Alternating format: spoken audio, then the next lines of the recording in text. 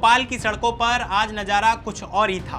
Police की barricading टूट रही थी, बसों की छतों पर चढ़कर नौजवान नारे लगा रहे थे और मुख्यमंत्री आवास की तरफ बढ़ते कदमों को रोकना पुलिस के बस के बाहर होता जा रहा था। यह कोई फिल्म का सीन नहीं, बल्कि मध्य प्रदेश की राजधानी की सच्चाई है। सवाल ये है कि आखिर ऐसा क्या हुआ कि हजारों किसान सैकड़ों किलोमीटर पैदल चलकर भोपाल पहुंच गए और सरकार को स्कूलों की छुट्टी तक करनी पड़ गई।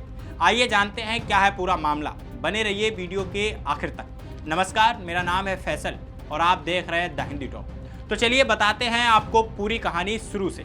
मध्य प्रदेश में किसानों का गुस्सा अब सड़कों पर उतर आया है। भोपाल में किसानों का आंदोलन इतना तेज हो गया कि हालात बेकाबू होते दिख रहे हैं। किसानों ने अपनी 5 बड़ी मांगों को लेकर मुख्यमंत्री आवास घेरने का ऐलान कर दिया और सिर्फ ऐलान नहीं, वो असल में मुख्यमंत्री आवास तक पहुंचने के लिए हर मुमकिन कोशिश कर रहे हैं।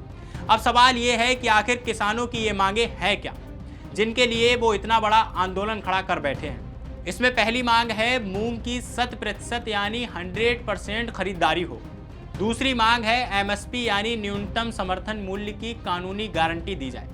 तीसरी मांग है खाद की पर्याप्त उपलब्धता सुनिश्चित की जाए और चौथी मांग है अमेरिका के साथ जो ट्रेड डील प्रस्तावित है उसको रद्द किया जाए और पांचवी मांग है किसानों को दी गई मोदी सरकार की गारंटी पूरी की जाए।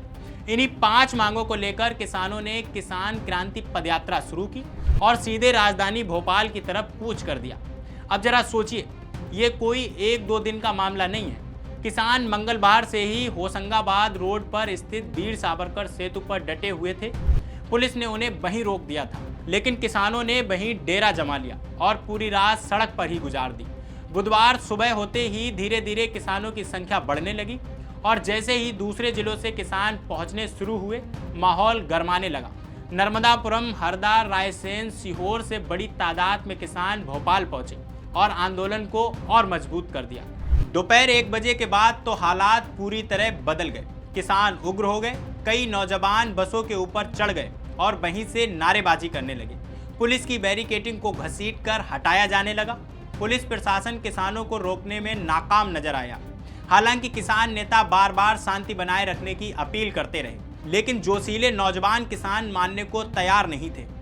असर स्कूलों पर भी पड़ा। नर्मदापुरम रोड समेत आसपास के इलाकों के ज्यादातर स्कूलों में बच्चों की सुरक्षा और ट्रैफिक जाम की आशंका को देखते हुए छुट्टी घोषित कर दी गई। इस आंदोलन की एक सबसे बड़ी दिलचस्प बात यह है कि इसमें अब जेन जी यानी युवा पीढ़ी की भी एंट्री हो गई है।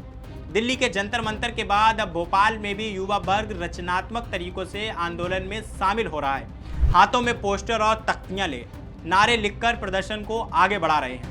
बीते कुछ महीनों से देश भर में जेन जी की सक्रियता चर्चा का विषय बनी हुई है और अब भोपाल के इस किसान आंदोलन में भी उनकी मौजूदगी साफ नजर आ रही है। किसान नेता गजेंद्र सिंह जाट ने साफ शब्दों में चेतावनी दी।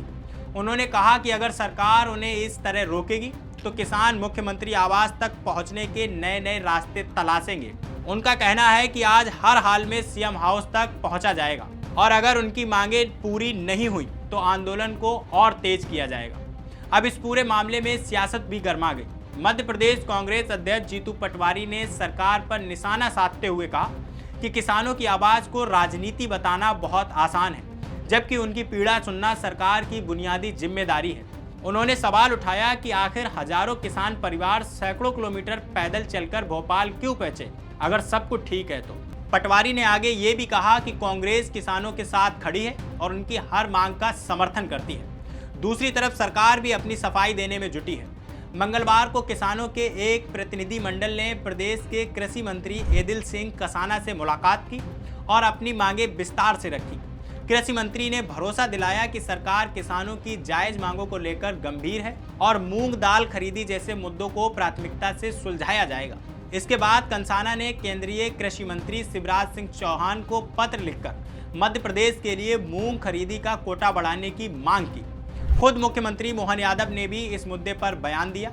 उन्होंने कहा कि किसानों के हित में प्रदेश भर में किसान कल्याण वर्ष मनाया जा रहा है और किसानों की समस्याओं के समाधान के लिए एक समिति बनाई गई जो लगातार संवाद करेगी। उनका कहना है कि संवाद के जरिए ही समाधान निकालने की कोशिश की जाएगी ताकि जनता को किसी तरह की परेशानी ना हो।